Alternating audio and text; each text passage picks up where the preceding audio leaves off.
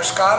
ब्रज प्रांत के तत्वावधान में संस्कृत भारती द्वारा 31 जुलाई से 6 अगस्त तक संस्कृत सप्ताह का आयोजन किया जा रहा है और इन लोगों के द्वारा श्री श्रवण कुमार जी द्वारा विभिन्न कार्यक्रमों का आयोजन ऑनलाइन किया जा रहा है।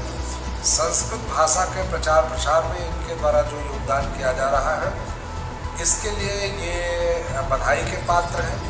भारतवर्ष में एक चीज कही जाती है कि भारतस्य प्रतिष्ठे में संस्कृतस्य संस्कृतिस् तथा, संस्कृत और संस्कृति भारत की प्रतिष्ठा के आधारभूत स्तंभ है।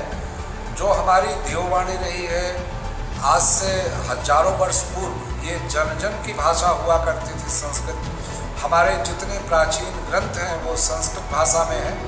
उस भाषा का प्रचार प्रसार अगर वर्तमान समय में किया जा रहा है तो निश्चित रूप से इसके लिए संस्कृत भारती का जो सराहनीय योगदान है, उससे जुड़े हुए सभी लोग अभिनंदनीय हैं।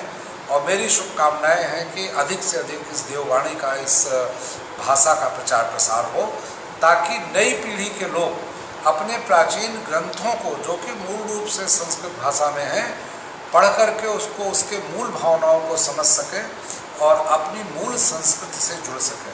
बहुत बहुत बधाई और बहुत बहुत शुभकामनाएं।